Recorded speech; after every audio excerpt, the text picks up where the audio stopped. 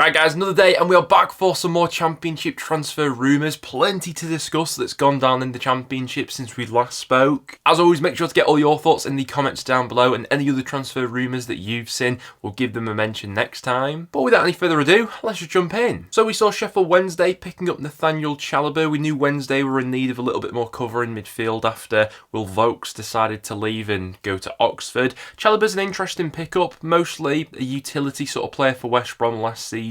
Made 32 appearances for them in the Championship last time around, but 26 of those games were from the bench. For quite some time we knew that Jacob Greaves was on his way to Ipswich Town, but that deal has since been confirmed. In the end, Ipswich paying an initial £15 million fee for the defender, with an additional $3 million that could come in add-ons as well. On the back of last season, I think Greaves deserves that move to the Premier League. I think Hull probably would have liked to have got a little bit more money for him in an ideal world, but definitely from the player's perspective, I think a move to Ipswich is really quite good for career progression. He'll get to play in the Premier League next season in a really exciting project under a really good coach as well. But you can't help but feel like Hull could have squeezed a bit more out of that deal there. We saw Swansea City signing Portuguese midfielder Goncalo Franco, who's coming over from the Portuguese league. Predominantly plays as a holding midfielder, but can play a little bit more advanced when required. Got 2 goals and 4 assists in the Portuguese league last season, and at 23 years old is at a really good age to continue developing as well. Really savvy bit of business here from Cardiff as they signed Chris Willock on a free transfer. Now, he didn't have the best of years last time around for QPR. A little bit inconsistent maybe, but still got 8 goal contributions in that time with 4 goals and 4 assists. On a free transfer, I don't think you can have any complaints about that at all. A couple of years ago, I think Willock was one of the most productive players in the Championship, certainly one of the most exciting players to watch. If Cardiff can unlock that from him again, that one could turn out to be a superb bit of business. Another deal from Cardiff I quite like the look of is signing Callum Chambers as well. Now, the defender hasn't played that much football over the last,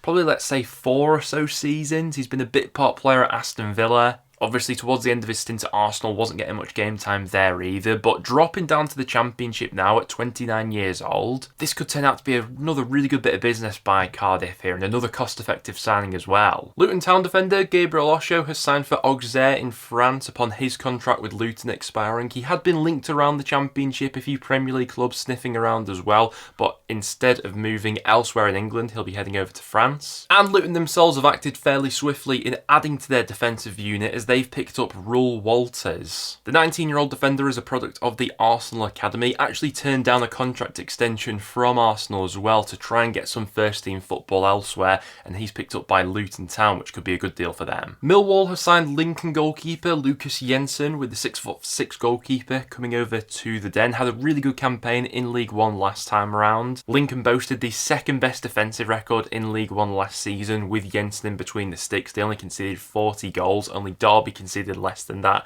in League One last season. That could be a nice pickup from them. Sheffield United have completed the signing of Sam McCallum. He's signed on a free transfer. The Blades being quite clever at the moment in using the free agent market. Now, a couple of weeks ago, McCallum was being heavily linked with the move to Stoke City, but that move didn't go through in the end, and he's instead signed for the Blades. Like the look of that deal, McCallum's still only 23 years old. I think a lot of Norwich fans were sad to see him go upon his contract running out, so yeah, like the look of that deal to boost up the numbers. Leeds United have signed Bournemouth midfielder Joe Rothwell on loan for the upcoming season. I like the look of that one. I think it adds a little bit more depth to that Leeds midfield, and especially with Glenn Kamara on his way out, it makes sense they're looking to patch things up in that position. Rothwell, quite a technical midfielder, good at carrying the ball from those deeper areas as well. He obviously spent the second half of last season on loan with Southampton. I thought had some good moments for the Saints, albeit wasn't really a regular starter for them. I think most of us knew this one was going to happen, but it has since been confirmed. Cameron Archer has returned to Aston Villa. It was an interesting agreement and quite interesting transfer in the first place, with him signing for Sheffield United. Basically, there was a clause in that contract whereby if Sheffield United were to be relegated, Aston Villa would then have the rights to repurchase Archer on a permanent basis. Only scored 4 goals for the Blades last season, but I definitely think he'd be an asset for the vast majority of Championship clubs. And I'd imagine Villa would make him available for a transfer this summer as well, so keep your eye out on Archer over these next few weeks for sure. But those are some of the latest done deals that have gone through in the Championship. Now, without any further ado, let's jump into the rumours. We'll start out with some Sheffield United news because we've got plenty to talk about when it comes to the Blades right now. Matt Grimes being one of the latest players that that they have been linked with. Feels like every summer transfer window, Grimes is linked with a move away from Swansea City, but it never seems to materialise. To be fair, last summer he did sign a new contract extension with Swansea, which is valid until the summer of 2027, and so the Swans are in a decent position to keep hold of him. And even when there has been interest previously, Grimes has always been happy to stick around at Swansea, but we'll see if this Sheffield United interest amounts to anything over these next few weeks.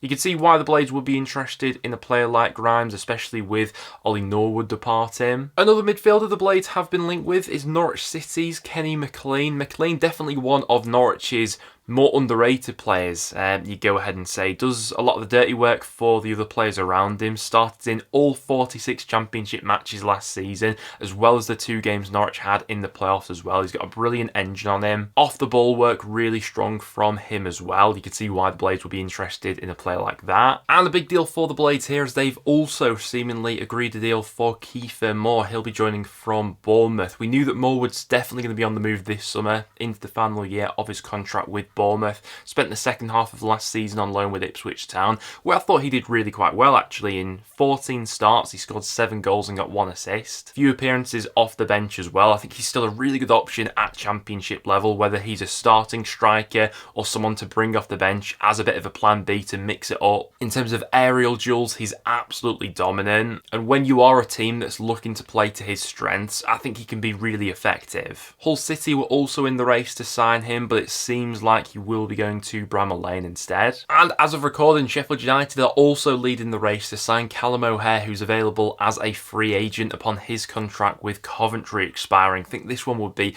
another really sensible bit of business here by Sheffield United. When fully fit, I think O'Hare has it in him to be one of the best creative outlets in the Championship. Really good dribbler with that low centre of gravity. And imagining the potential link-up between O'Hare, Kiefer Moore, some of the other wingers that have been linked with Sheffield United as well of late. If all of those deals do get over the line, suddenly that squad's really starting to take shape, isn't it? But one potential departure from Sheffield United could be Jayden Bogle, as Leeds United are reportedly in the race to sign the fullback. Now we expect Leeds to be in the market for a new right-back, obviously. Archie Gray, while not naturally a right back, predominantly played in that role last season, and with him now at Spurs, it is an obvious area where Leeds can look to upgrade. Obviously with Daniel Farke at Leeds there, traditionally he likes to have quite attacking fullbacks that like to bomb on, thinking of the sort of Max Aarons role from his time at Norwich. Jayden Bogle would definitely fit into that sort of profile of player, so you can see why Leeds would be interested in that sort of deal. What sort of money Sheffield United demand for him will be interesting, especially considering he is into the last 12 months of his contract now. Another potential departure from Sheffield United is Gustavo Hamer, and I think on the back of last season, every Sheffield United fan was expecting Premier League interest in the midfielder. Wolves, the latest club to be linked with him. I think it would be an absolute masterstroke by Sheffield United if they were able to keep him around for next season. He's already shown himself to be a class above the Championship from his time with Coventry previously. Even in a really struggling Sheffield United side in the Premier League last season, thought he was a standout player where he was still able to showcase his class throughout that season. Wolves being interested in him I think makes complete sense. We'll wait and see how much money Sheffield United are going to hold out for. I think we all expected Sheffield Wednesday to be in the race to sign Ugbo on a permanent basis after how well he did while on loan at Hillsborough last season, and they are now stepping up their pursuit of the Canadian forward. Reportedly, they have put their first bid in for the striker, but they're not alone in their interest. A number of other Championship clubs, and there's even been some Premier League interest reportedly in the striker. Did really well for Wednesday last season, scored 7 goals in 17 starts for the Owls. You would imagine if he's going to be on the move this summer, his most likely destination probably is Sheffield Wednesday. Could John Fleck still have a future at Blackburn Rovers? Reportedly, they are considering giving him a new contract. He is technically a free agent right now. He signed a 6-month deal with Blackburn back in January, which has since expired. The problem with Fleck is, I mean, the guy just can't really stay fit right now, can he? He only played 17 minutes of Championship football for Blackburn last season,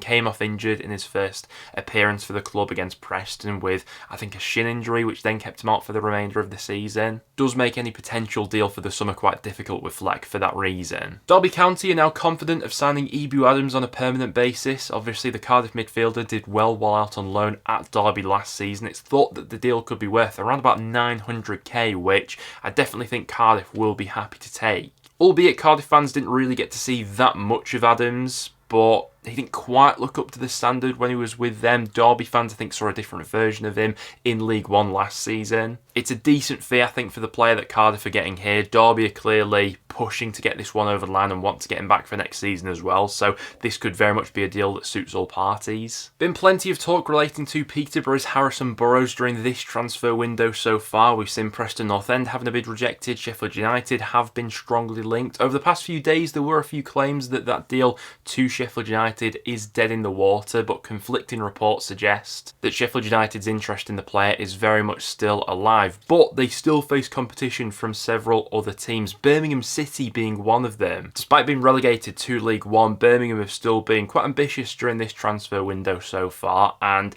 I mean, a potential deal for Burrows would be a really big coup for them in League One. West Brom have reportedly made an inquiry over signing Huddersfield Town winger Sorba Thomas. Makes sense, they're looking to add a little bit more creativity into that side, especially with John Swift potentially on his way out of the club this summer. We discussed that rumour and him being linked to Middlesbrough last time. Now, plenty of Championship clubs have been interested in Sorba Thomas. He's reportedly available for around about 850k. Obviously, Sorba Thomas, a player who has played under Carlos Corberán previously as well from his time at Huddersfield, so it makes sense that he'd be looking to go back in for a former player. Very strong set piece taker. I can definitely see where that rumour sort of come from. And it looks like the end of the Jaden Philogene saga is in sight. He's set to go to Aston Villa pending a medical there. Ipswich Town really were the club that was pushing the boat out to sign Philogene, but as Aston Villa have the matching rights clause within his contract, they've been able to swoop in and seemingly secure his signature. Hull only set to receive about £13 million for Philogene, which, I mean, I guess you can look at this deal from two different perspectives. On the positive, Hull have flipped a quick profit on Philogene. Signed last summer from Aston Villa, now selling him back to Aston Villa for an inflated fee of 13 million. But going off his proper market value, he's definitely worth more than 13 million, isn't he? Leeds midfielder Glenn Kamara is on his way to Rennes in France. In the end, the deal being agreed for around about £8.4 million.